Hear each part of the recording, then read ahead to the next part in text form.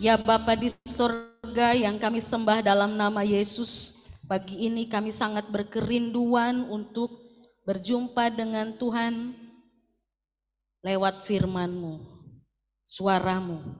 Bahkan Engkau Yesus Kristus adalah firman kami yang hidup. Yesuslah jalan dan kebenaran. Yesuslah Allah juru selamat dalam hidup kami. Pimpin dan sertai kami ya Roh Kudus, Roh kebenaran. Ketika firman kami dengar, kami renungkan, kami lakukan, dan kami bagikan. Urapi kami semua ya Bapa dengan kuasa-Mu. Di dalam nama Tuhan Yesus Kristus kami bersyukur. Tuhan menyertai saudara. Amin. Shalom Bapak Ibu Saudara yang diberkati Tuhan. Beri salam kiri kanan, katakan kepada orang yang di sebelah kiri kanan, katakan kita masuk bulan Agustus dalam berkat Tuhan.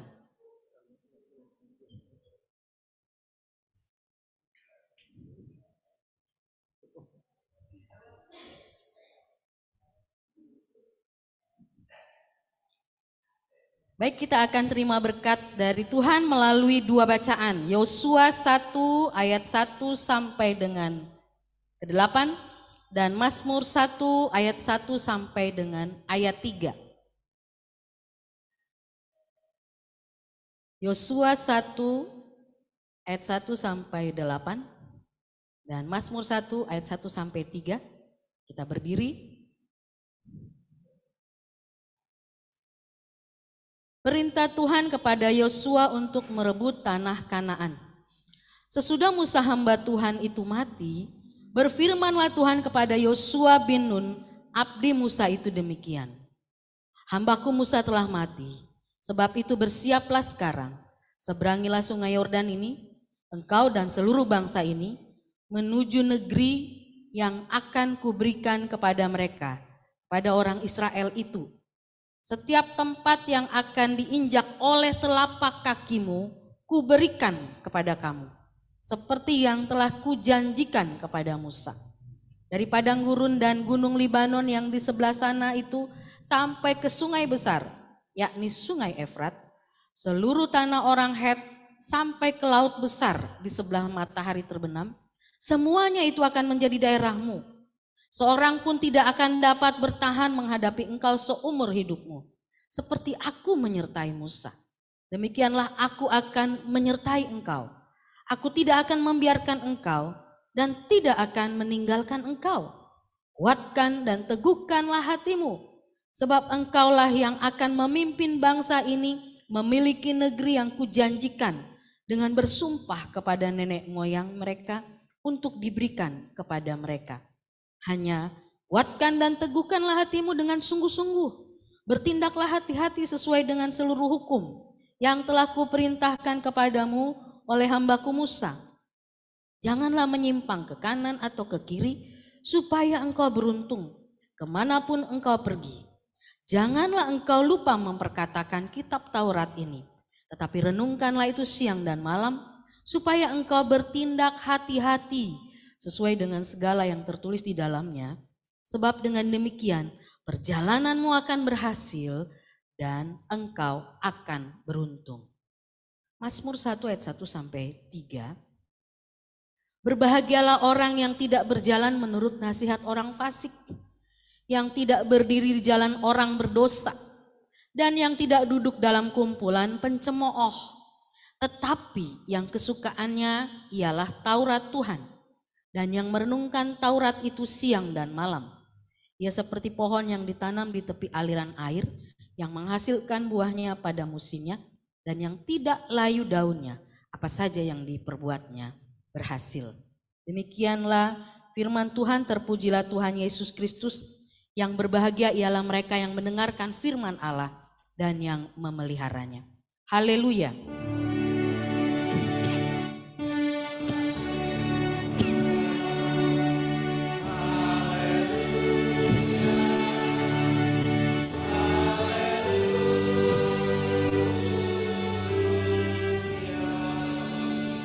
Bapak Ibu Saudara disilahkan duduk kembali.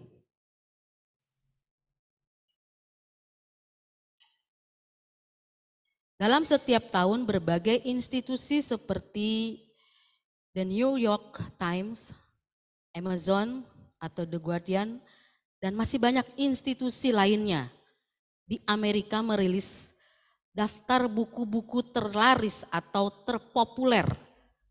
Sepanjang tahun 2021, daftar itu didominasi oleh buku-buku dari genre fiksi. Namun tahukah kita, ada satu buku yang selalu menjadi bestseller. Buku yang paling banyak diterjemahkan ke berbagai bahasa dan memiliki popularitas yang sulit ditandingi, yaitu Alkitab. Ini baru di Amerika, belum di negara lain. Di Indonesia saja sudah termasuk rating yang lumayan tinggi. Paling sedikit 30 juta Alkitab terjual setiap tahunnya di Amerika saja. Tetapi bukan itu yang membuat Alkitab menjadi buku yang luar biasa. Keistimewaannya dari Alkitab adalah bahwa Alkitab itu firman Allah yang diwahyukan kepada setiap penulisnya oleh Roh Kudus yang memiliki kuasa, yang mengubahkan kehidupan. Firman Allah yang berkuasa dalam hidup kita. Alkitab adalah firman Tuhan yang menerangi setiap langkah kehidupan kita, pedoman kita. Yang kata Mazmur 119 ayat 105, firman-Mu pelita bagi kakiku dan terang bagi jalan. Dan bagaimana firman Tuhan itu boleh memandu hidup kita. Hari ini kita bahas tentang salah satu bagian dari kita mendengar dan melakukan firman Tuhan. Kita sama-sama lihat dari bacaan ini. Yang pertama Yosua. Musa sudah meninggal. Tuhan beri perintah kepada Yosua untuk apa yang harus dia lakukan saat memimpin bangsa Israel masuk tanah Kanaan. Apa sih? Tuhan beri janjinya, Tuhan beri perintahnya, Tuhan beri ketetapannya. Bahkan di situ bilang kuatkanlah dan teguhkanlah hatimu. Ada janji-janji yang dinyatakan, kamu akan seberangi sungai Yordan dan kamu akan mengalahkan orang-orang di sana. Setiap tempat akan diinjak oleh telapak kakimu. Dan Tuhan memberikan mereka otoritas untuk berkuasa atas tanah yang diberikan Tuhan. Tapi ada satu bagian dari ayat ini, yaitu ayat 8. Satu bagian yang Tuhan ingatkan, janganlah engkau lupa memperkatakan kitab Taurat ini. Nah, ini yang mau kita bahas, yang terkait juga dalam kitab Mazmur.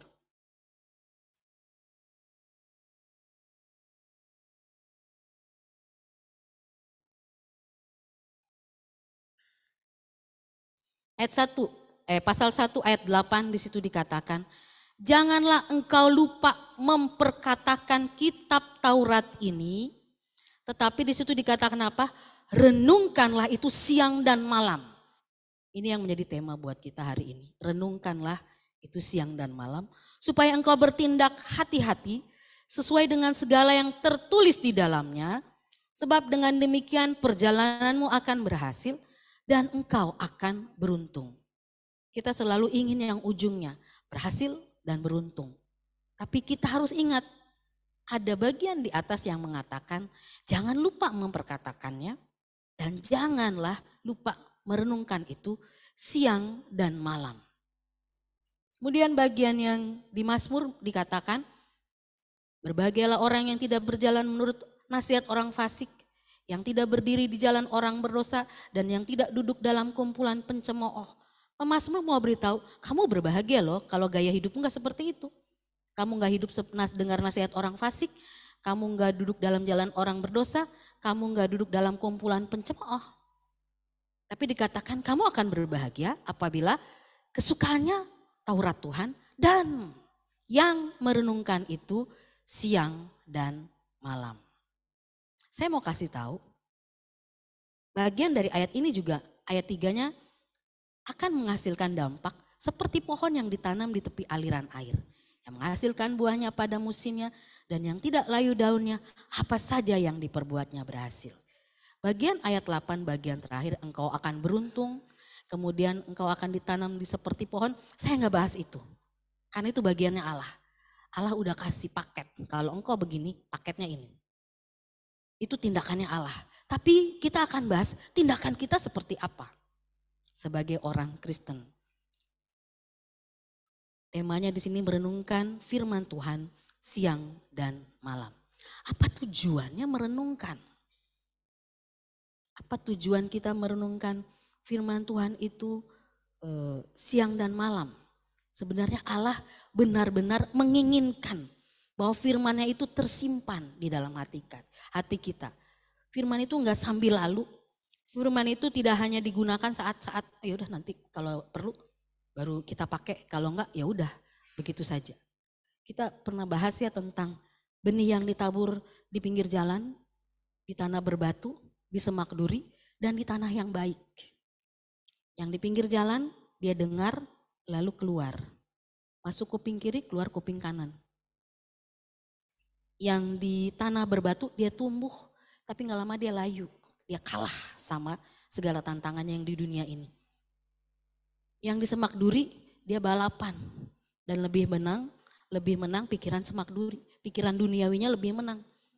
Tapi firman Tuhan jadi tertahan. Tapi di tanah yang baik firman itu subur, tumbuh. Gimana caranya kita bisa tumbuhkan firman itu? Bagian Allah ada.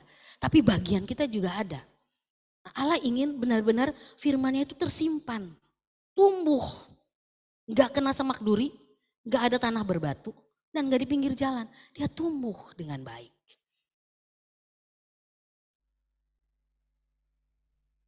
Yeremia 31 ayat 33. Tetapi beginilah perjanjian yang kuadakan dengan kaum Israel sesudah waktu itu. Demikianlah firman Tuhan. Aku akan menaruh Tauratku.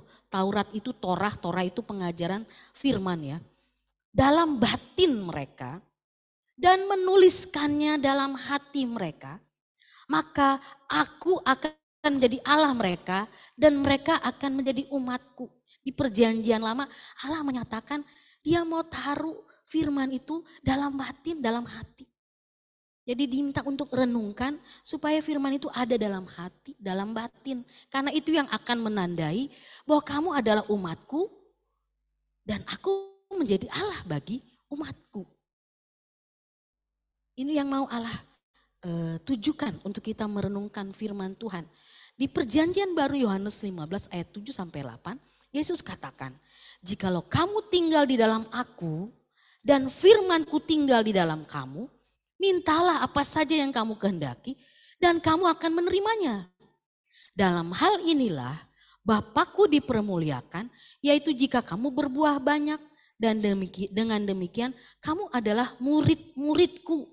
Satu status lagi yang Tuhan berikan di perjanjian baru, yaitu kita murid-muridnya. Jika kita tinggal di dalam Yesus, Yesus dalam kita. Firman itu adalah Yesus, firman yang telah menjadi manusia. Nah, kata merenungkan dalam bahasa Ibraninya hagah. Hagah. Tapi dalam di Alkitab Perjanjian Lama dipakai kata-kata lain yang semua merenungkan, perenungan, direnungkan dengan menggunakan kata-kata yang berbeda. Tapi intinya sama, merenungkan. Cuma sikapnya yang agak berbeda. Merenungkan, direnungkan, perenungan, ada hagion, ada hagiat, ada macam-macam kata. Sekitar 9 lebih kata yang menunjuk kepada kata merenungkan. Di Perjanjian Baru juga sekitar ada beberapa kata yang menunjukkan merenungkan. Merenungkan yang seperti apa? Yang saya mau beritahu, kita ini kadang-kadang juga sudah kehilangan waktu untuk perenungan. Orang Kristen jadi kurang perenungan hari-hari ini. Kenapa saya bilang demikian? Terlalu banyak distract. Kita punya alat canggih yang namanya handphone. Handphone itu bisa mendistract kita. Baru mau fokus sesuatu, jangankan firman Tuhan. Mau belajar sesuatu, mau fokus kerja sesuatu, kita bisa lagi kerja tiba-tiba handphone kita geret, terus kita langsung lihat. Tapi coba zaman dulu waktu gak ada handphone, gak ada gangguan, kerja aja. Ada orang yang bisa melewati situ, mau handphone bunyi, bodo amat dia kerja. Dia bisa merenungkan. Tapi ada orang yang masih belum lepas. Begitu handphone bunyi, dia lihat lagi. Bagaimana mau merenungkan, bagaimana mau belajar, bagaimana mau kerja. Kalau kita mudah didistract. Begitu lagi renungkan firman Tuhan, oh iya ya Tuhan itu ya, tiba-tiba bunyi telepon. Oh, terima telepon dulu. Begitu selesai terima telepon, tadi ngapain ya? Lupa. Udahlah, tinggal. Orang Kristen jadi kurang perenungan. Ya udahlah, baca Alkitab aja kan nggak baca aja. Iya, baca itu baik. Bener. Baca itu mengerti dan tidak mengerti, baca aja, lama-lama jadi mengerti. Ya bisa aja, benar demikian. Tapi kekristenan kita nggak sebatas itu, bukan? Kita baca dan merenungkan. Merenungkan itu beda sama baca. Merenungkan itu juga beda sama meneliti. Merenungkan itu melibatkan hati dan pikiran. Roh. Membaca atau meneliti melibatkan pikiran. Jadi bagaimana kita merenungkan? Kenapa kita bisa lupa? Ya kita cuma dengar aja, habis itu lupa. Kenapa kita bisa hari ini pegang janji firman Tuhan, besok enggak? Ya karena kita cuman nyimpennya itu cuman durasi waktunya sebentar aja. Karena apa? Ya segitu aja. Apa yang kurang? Apa yang salah dari kita menyimpan firman Tuhan? Yaitu merenungkan firman. Merenungkan itu rupanya pekerjaan yang bukan gampang begitu saja. Merenungkan itu satu proses di mana firman masuk, zat baik melalui visual maupun auditori, masuk dari baca maupun dari dengar, kemudian dia berproses di dalam diri kita. Ibarat hewan yang memamah biak ya, yang mengunyah 2 kali, dia makan rumput, zat, dia kunyah. Dia simpen tuh di bagian sini, tembolok. Nanti begitu agak tenang, dia duduk di satu bawah pohon, kemudian dia kunyah lagi tuh yang tadi dia udah telan itu dia kunyah lagi. Dia bikin sampai halus-halus lagi. Ibarat seperti itulah waktu kita terima firman. Waktu kita dengar khotbah, Bapak Ibu dengar firman. Tadi dibilang kan, renungkanlah firman Tuhan. Udah dengar, zet masuk. Tapi begitu pulang di rumah, di jalan, ingat lagi. Wis renungan firman ya. Pulang sampai rumah, ingat lagi, ingat lagi, ingat lagi. Dan itu perlu bantuan kita sendiri. Bukan bantuan orang lain. Tapi perlu bantuan kita sendiri untuk mengingat, merenungkannya dalam hidup kita. Apa yang dimaksud dengan Hagah merenungkan firman? Seperti apa saja? Bergumam, merenungkan itu juga termasuk dengan bergumam. Bergumam itu dalam kamus bahasa Indonesia menahan suara di dalam. Firman Tuhan bilang, firman-Mu pelita bagi kakiku dan terang bagi jalanku. Terus kita mulai masukkan, terus kita mulai merenung. Kita mulai bergumam, kita mulai menyetujui yang masuk. Iya ya.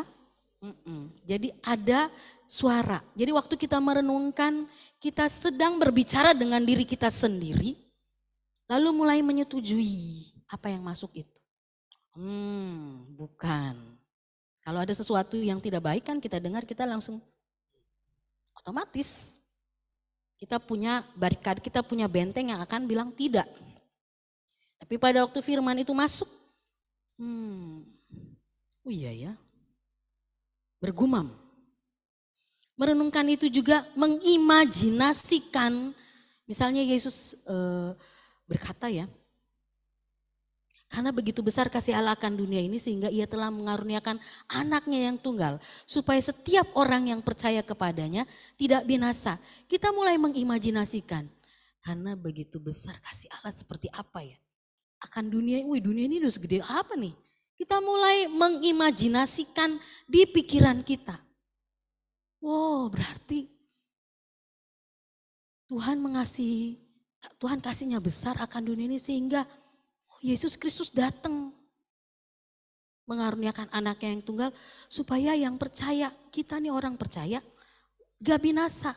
Gak binasa tuh maksudnya apa ya? Oh gak masuk neraka, tapi memperoleh hidup yang kekal. Kita mulai mengimajinasikannya. Jadi waktu kita terima firman, kita baca, kita dengar khotbah atau apapun yang menjadi masukan dari firman Tuhan di hidup kita itu perlu kita imajinasikan. Oh Yesus bilang waktu itu dia di peristiwa, dia gunakan perumpamaan, Yesus suka pakai perumpamaan ya. Orang 10 gadis, 5 orang gadis bijaksana, 5 orang gadis bodoh bawa pelita. Yang satu punya minyak, yang satu nggak punya, yang satu sebagian nggak punya minyak. Waktu mempelai datang, nah kita imajinasikan itu. Kira-kira pesta itu datang tuh mempelainya. Waktu mempelai datang, 5 orang menyambut, tapi 5 orang ketinggalan. Itu bukan hanya ngomong, tapi di imajinasi kita juga setuju untuk peristiwa itu. Sekarang udah canggih ya Bapak Ibu, karena kita baca Alkitab nggak hanya baca. Tapi udah ada suara. Suara di Alkitab itu tujuannya apa? Imajinasi kita masuk di firman itu. Ada film, ada komik Alkitab anak-anak sekolah minggu.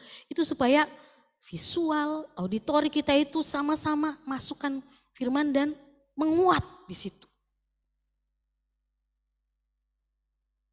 Mengimajinasikan firman Tuhan itu sangat penting sehingga kita berada dalam kondisi atau konteks firman itu. Kemudian menemukan nilai, Bapak Ibu dengar khotbah. Tidak hanya dari saya atau dari penatua Auckland, penatua Johannes, atau dari siapapun yang memberitakan firman Tuhan. Gak usah lihat pengkhotbahnya. Tapi yang benar adalah apa yang kita dapatkan dari firman yang kita ditaburkan.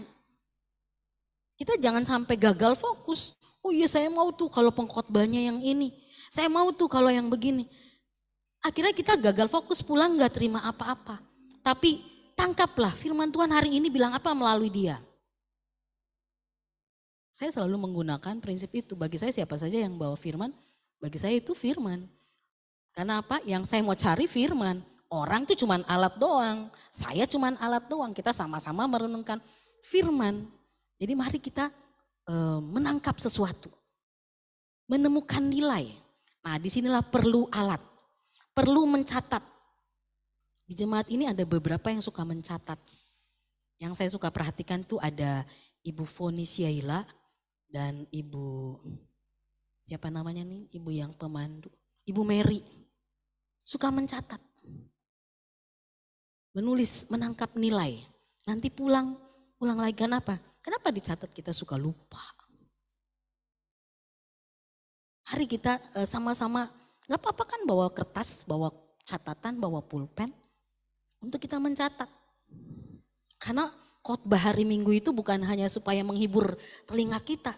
Tapi suara Tuhan yang mau disampaikan kepada kita. Dan kita catat, kita nangkep apa?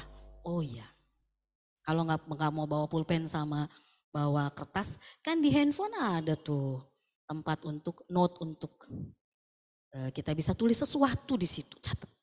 Oh saya mau nangkep ini. Mungkin kita nggak bisa nangkep banyak, ya nggak apa-apa.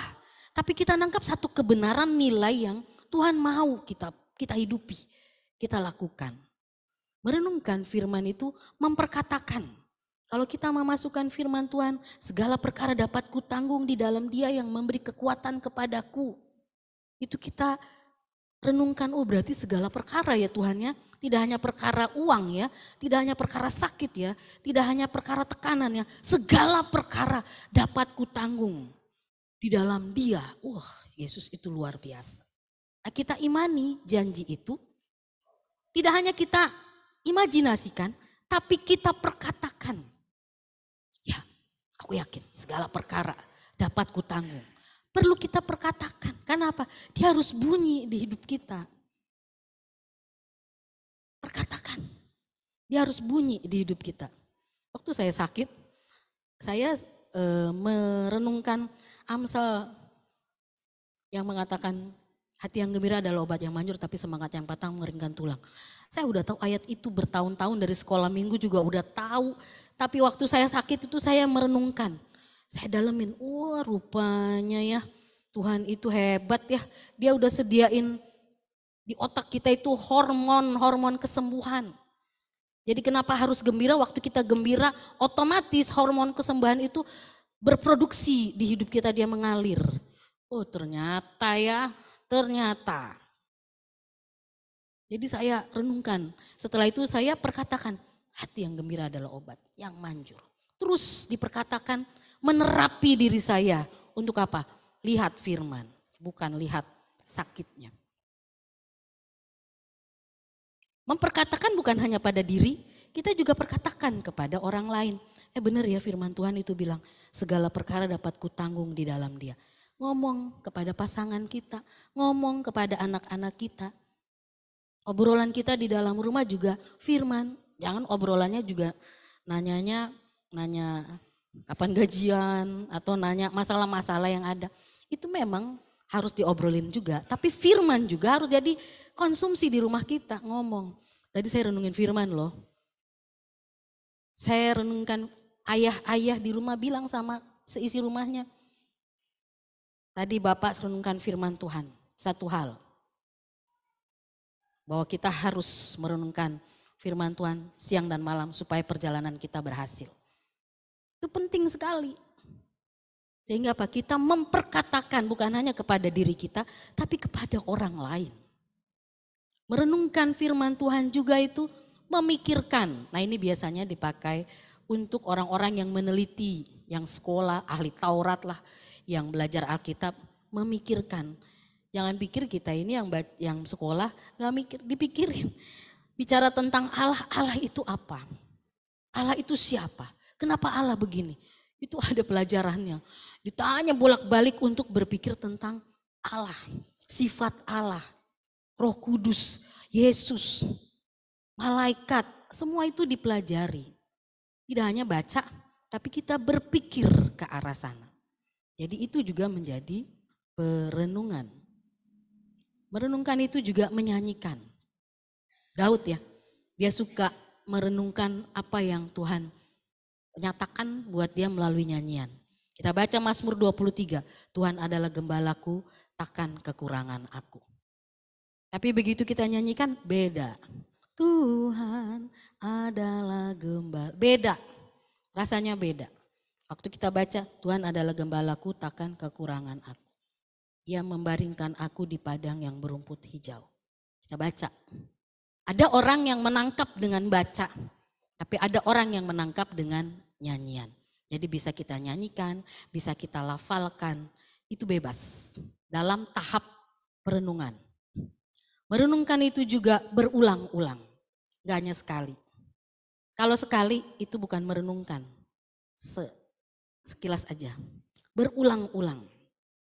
Waktu hari ini bicara tentang renungkanlah firman itu siang dan malam. Dari tempat ini begitu selesai salaman ngobrol di sana, ngobrol lagi. Iya ya, kita itu harus merenungkan. Pulang sampai rumah diulang lagi. Waktu kita naik motor, kita iya ya renungkan firman Tuhan. Waktu kita bawa mobil, waktu kita bekerja, bahkan waktu kita di kamar mandi pun, waktu kita mandi pun, kan iya tadi. Itu berulang, terus diulang-ulang. Jadi merenungkan firman Tuhan itu gak harus duduk di satu tempat lalu diam, itu memang benar. Tapi juga merenungkan firman Tuhan itu berulang-ulang. Firman apa yang kita baca tadi pagi jangan langsung ditutup lalu selesai sebentar 2 jam lagi lupa. Tidak. Tapi yang namanya merenungkan firman Tuhan, tadi pagi kita baca apa ayat itu? Lalu waktu kita sarapan kita ingat lagi ayat itu. Oh ayat itu bilang ini. Waktu kita di tempat pekerjaan ayat itu bunyi lagi. Waktu kita di jalan ayat itu bunyi lagi. Waktu kita sore sudah di rumah ayat itu bunyi lagi. Waktu kita mau tidur malam ayat itu bunyi lagi. Jadi merenungkan berulang-ulang itu direnungkan. Jadi merenungkan itu tidak perlu tempat.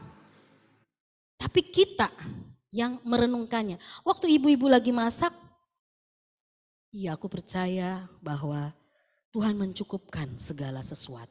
Ayatnya bunyi lagi, bunyi lagi, bunyi lagi. Sampai itu tinggal di dalam kita. Kita ingat kalau Bapak Ibu punya kemampuan menghafal itu sangat baik. Lebih bagus lagi. Tapi kalau nggak punya kemampuan menghafal, catat. Kalau nggak punya kemampuan menghafal dan mencatat, ambil inti dari ayat itu. Oh iya, aku percaya bahwa segala perkara dapat kutanggung, bahwa Allah dapat menolong saya melewati bagian segala perkara di hidup saya. Jadi kita tangkap. Gak hanya sekali, tapi begitu kita renungkan, begitu ada perkara lain masuk lagi di hidup kita, firman itu dia bergerak lagi keluar menolong kita. Terus menerus berulang-ulang. Apabila engkau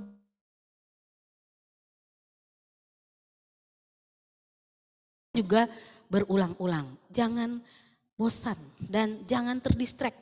Kalau kita mau merenungkan memang sungguh-sungguh yang mau punya waktu, geser handphonenya, matikan dulu. Benar-benar kita dapat, kalau udah dapat baru kita aktivitas lagi. Merenungkan berulang-ulang. Kita yang berkhotbah juga kita nggak bisa langsung mau jadi. Bahas firman itu dari minggu lalu udah direnungkan. Oh maunya begini ya, Tuhan maunya begini. Di tengah-tengah jalan lagi naik motor, Tuhan maunya apa ya untuk ayat ini dibagikan. Nanti Tuhan bicara lagi, tiba-tiba saya lagi lihat sesuatu, oh Tuhan maunya ini ya. Jadi dia terus menerus direnungkan itu, diulang-ulang. Kemudian merenungkan itu juga dia berdiam diri ya. Itu Mazmur 37. Ada saat dimana kita merenungkan firman dan kita berdiam diri menantikan Tuhan punya tindakan. Waktu kita dibilang diam bukan berarti kita diam. Tapi kita sedang merenungkan perkataan Tuhan melalui peristiwa-peristiwa yang kita alami di hidup kita. Ada banyak penjelasan tentang merenungkan firman Tuhan. Tapi marilah kita menjadi orang-orang yang memang memiliki waktu dan tidak kehilangan waktu untuk merenungkan firman Tuhan. Kata siang dan malam di situ mau menunjukkan yang pertama soal waktu. Siang, malam. Ini bicara waktu. Dari siang ke malam 12 jam. Dari malam ke siang 12 jam. Kenapa di GKO Sola Gracia ada renungan malam sebelum tidur? Itu bukan gak ada kerjaan Bapak Ibu. Waktu mau ciptakan ruang itu terinspirasi dengan ayat firman Tuhan bahwa Tuhan bekerja pada waktu engkau tidur. Tuhan menumbuhkan.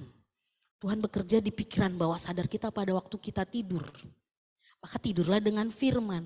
Kita punya masalah. Banyak orang tidur dengan masalah. Bangun pagi masalah lagi. Tapi tidurlah dengan firman sebelum tidur. Jadi begitu kita tidur firman yang bekerja di pikiran bawah sadar kita. Bangun pagi-pagi firman lagi yang bekerja. Siang dan malam itu bicara apa? Memulai siang dengan Tuhan, menutup hari juga dengan Tuhan. Kemudian siang dan malam itu bicara kebiasaan, habit kita. Orang yang suka merenungkan firman Tuhan. Jangan siang dan malam kita renungin kata-kata orang. Saya sakit hati sama orang itu, dia WA saya begini. Itu terus yang direnungkan. Bapak Ibu saya mau kasih tahu. Kalau ada kata-kata yang menyakitkan buat Bapak Ibu, entah datang dari siapa, hapus. Jangan disimpan. Karena kecenderungan kita akan mengingat kembali dan kita jadi sakit hati. Tambah tajam, hapus.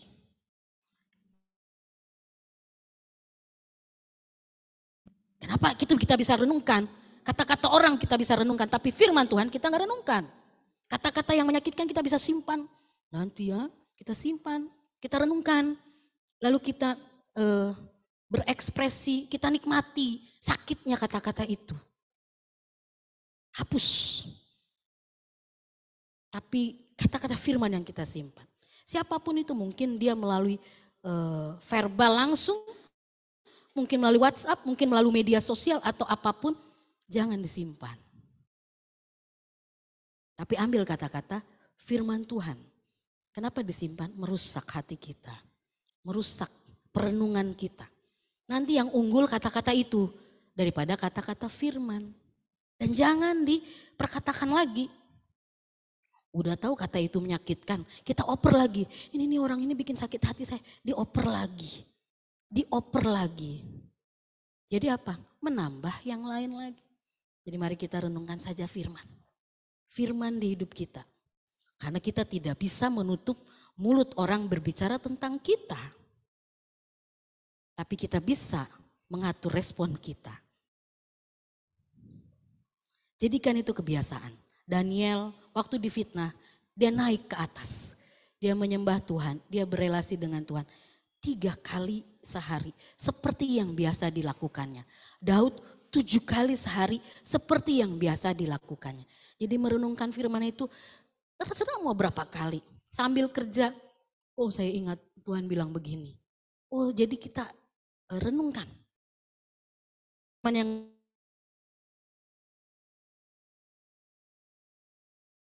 masih ingat gak? Setiap hari kan kita pasti baca Alkitab, saya percaya. Tapi begitu jam 8, masih ingat gak? Kalau tidak ingat lagi, berarti kita perlu ingat lagi, renungkan lagi.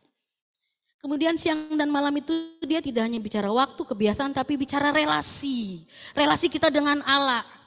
Waktu kita bicara tentang hadirat Allah ada di hidup kita, berarti kita mengakui dia 24 jam di hidup kita. Ketika kita merenungkan firman Tuhan, kita berelasi dengan Tuhan. Anggap begini, orang berpacaran. Waktu berpacaran dia kan berimajinasi. Dia merenungkan, apalagi kalau pacarnya bilang begini nih. Kamu cantik sekali ya. Oh hari ini kamu rapi sekali. Itu kata-kata itu direnungkan. Dia menjadi senyum-senyum sendiri. Karena apa? Iya ya, saya cantik ya. Terus dia akhirnya apa? Mempercantik dirinya terus menerus. Karena apa? Pacarnya bilang, kamu cantik. Karena apa? Dia punya relasi. Nah kita, waktu kita merenungkan firman, kita lagi merenungkan kata-kata Tuhan di hidup kita. Karena kita mengasihi Allah, Allah mengasihi kita. Kita punya relasi. Oh iya ya Tuhan ya. Tuhan bilang jalan hidup orang benar diberkati Tuhan yang merenungkan firman. Saya mau jadi seperti itu. Karena kita punya relasi dengan Tuhan. Orang yang gak punya relasi dengan kita aja kalau bicara tentang kita ingat. Apalagi kita yang berelasi dengan Tuhan. Jadi siang dan malam itu karena kita punya relasi dengan Tuhan. Kita punya kebergantungan dengan Tuhan. Siang dan malam itu juga bicara repetisi. Tadi saya gak ulang lagi ya. Repetisi ini bisa pengulangan. Pengulangan diulang-ulang. Jangan berhenti. Yosua 1 ayat 8 mengatakan, janganlah engkau lupa memperkatakan Taurat ini. Lupa itu dipakai kata berhenti. Maksudnya mau dibilang gini, jangan berhenti memperkatakan firman. Jangan berhenti mempercayai Tuhan. Firman. Jangan berhenti. Jangan pernah berhenti. Jadi jangan lupa itu katanya Muse dalam bahasa Ibrani. Itu jangan berhenti. Jadi diulang-ulang terus. Kita gagal merenungkan ulang-ulang. Ulang lagi, renungkan lagi. Jangan takut, mungkin kita gagal untuk merenungkan. Ulang lagi, jangan takut pada Tuhan. Tuhan itu bukan sesuatu yang menakutkan, mengerikan. Tuhan itu baik. Waktu kita jatuh, dia angkat kita.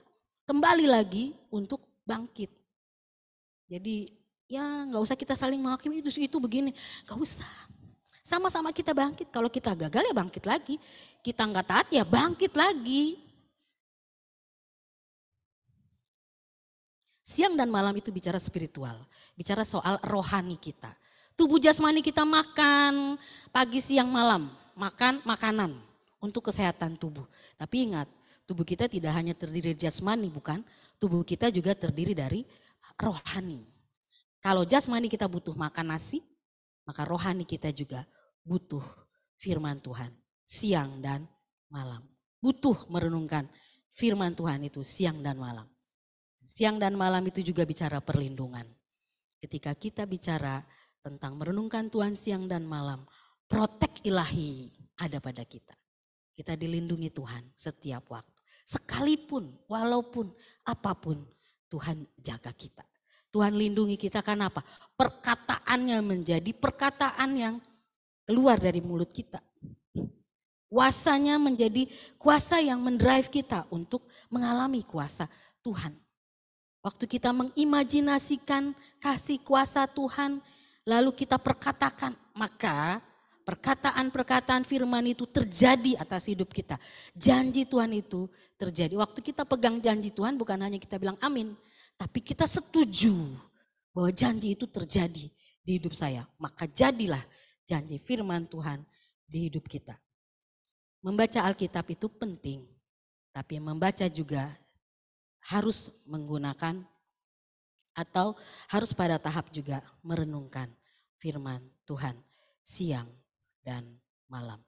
Bila Tuhan Yesus memberkati kita semua, memberkati kekristenan kita terus bertumbuh, orang tua, anak-anak, kita semua boleh menjadi orang yang merenungkan firman Tuhan siang dan malam, maka janji itu dapat, perjalananmu akan berhasil dan engkau akan beruntung.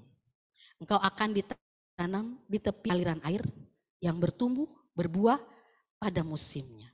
Dan itu jadi dalam kehendak Tuhan di hidup kita. Tuhan Yesuslah firman, firman yang hidup yang telah menjadikan kita, dan Tuhan Yesuslah yang tinggal di dalam kita.